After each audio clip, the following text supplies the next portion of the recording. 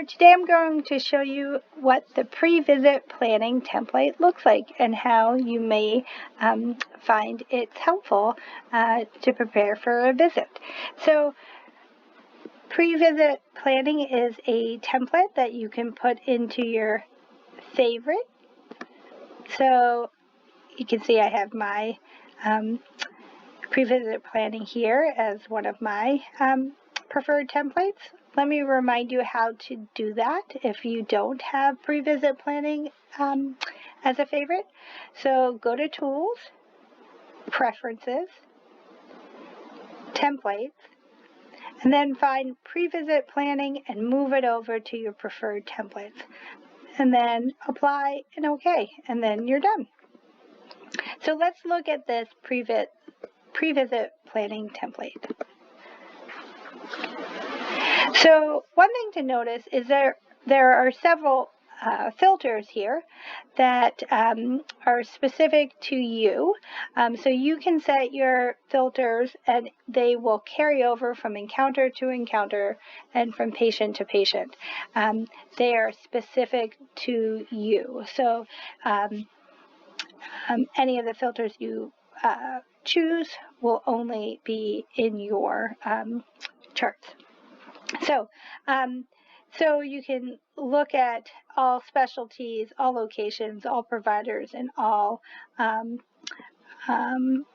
entries. The other option is that you can look at things from the last year or the last 3 months. I think looking at all is probably the best default, but you can determine what works best for you. So one of my favorite little things in every template is to collapse all the panels just so you can see what's in each template. And this is no exception.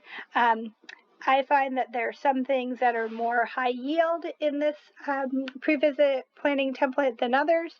And so I simply move those to the bottom of my list so I don't have to scroll as much. But you can drag and change the order as you see fit. All right, so I have all of these collapsed. Let's open them up and see what's in each panel. So the panel I have at the top is this Assessment and Plans panel, and this is pretty similar to the Home button plan section where you can kind of review a chart. This is pretty cool because it also shows any documents that are associated with that encounter. So this is the most recent encounter. I can see what the plan was, what the assessment was, what the plan was. I can also see if there's any document associated with that visit. So if there is, this View Document button becomes active, and I can click here, and I see, oh gosh, there were these referrals made during that visit. I can kind of scroll to the next visit, the next visit. I can see what document. Oh, this visit on the 18th, there was a disability letter, and so forth. So this will go through all of the visits, all 208 visits, and look at the assessment and the plan. The tab I have next is Communications, and there's a lot here. So on the left are phone calls, and you can scroll down and see the phone calls that were associated with this patient. In this top right, portal messages would be here. Appointments, which is really helpful, here on the bottom left. And then outstanding tasks. And this is a challenge because sometimes tasks are outstanding. They've been done, but they haven't been officially completed. And so therefore they remain as outstanding tasks. So one important thing to note is that when you receive a task, there is a section on each template that you actually check that completes the task, and that means that the task is completed and that the the loop is closed. So here also you can see lab results. You can see the status. Is it a final? Is it completed? Is it not completed? And then this is orders that you're going to do today. And it's pretty similar to the assessment plan orders. You can simply move down this list to whichever section you'd want to do, and you add and place the referral, for example, as you typically would. Here too at this section, you have a link to order management, and that often is helpful to kind of review again, like, oh, did I already place that referral? So let's check. Oh, I already placed that referral, so I don't need to do that. One little trick that I haven't used in a while that might be helpful is if you have two tabs open, you know, we are pretty used to toggling back and forth, but you can right-click on one of the tabs and you can create horizontal groups so you can see both at the same time. Right-click, let me show you. You can close. Sorry, let's do this. You can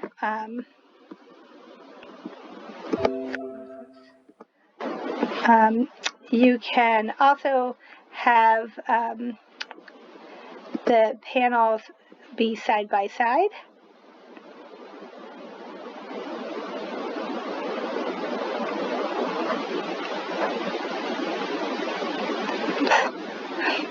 Just thinking. And that's right click, and you can do vertical tab groups. And this is kind of more helpful, at least for me, because I can kind of do more at the same time. So if you want to go back and forth between order management and pre-visit planning, this is one way to do it. So I'm going to close order management. Okay, so we're back to the pre-visit planning template. And I was just showing where order management comes into that. Right here. You can also review immunizations. Please do not order labs this way. There is no interface, so it can create problems. If you do want to order a lab, please use this order module. And then this is kind of where the meat and potatoes are for the pre-visit planning document. So you're given the care guidelines for a patient, and you can add certain things to a working list so that anyone can open the chart, look at the pre-visit planning document, and figure out what needs to be done for the patient. So you can add things to the work list straight from care guidelines. So if the hemoglobin A1C is due, I can just say, okay, I'm going to add that to the work list, and a Pneumovax. And then I can also free type, like, please check blood pressure in both arms. You can use phrases. One thing to note is these are called pre-visit planning care guideline phrases.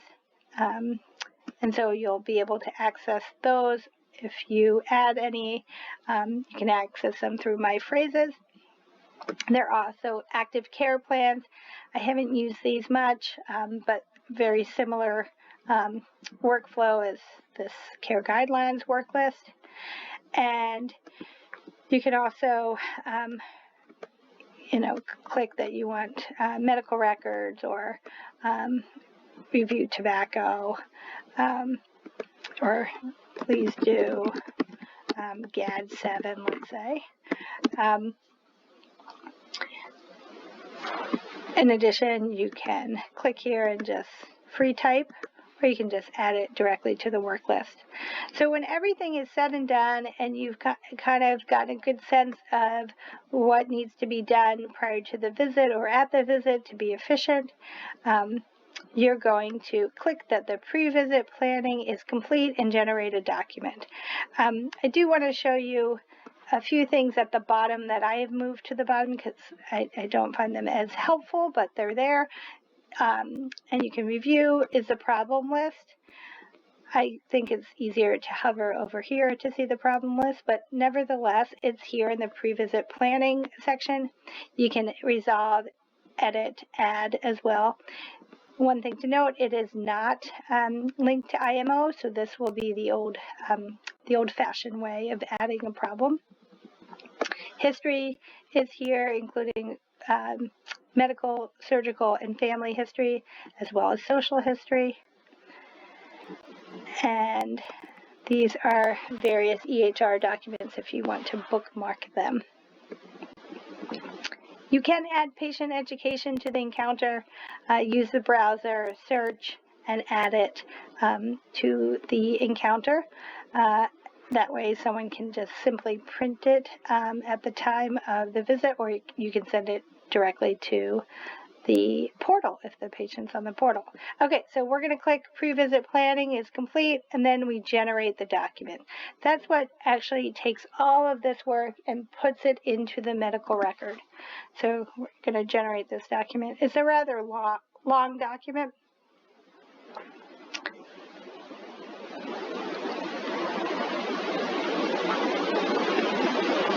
So here it is. If the patient had a visit, a pending visit, it would say in preparation for the visit on, May 30th. This patient doesn't have an appointment, so nothing's listed, but it will link it to the next appointment. And here's the work list from care guidelines and my other orders. And then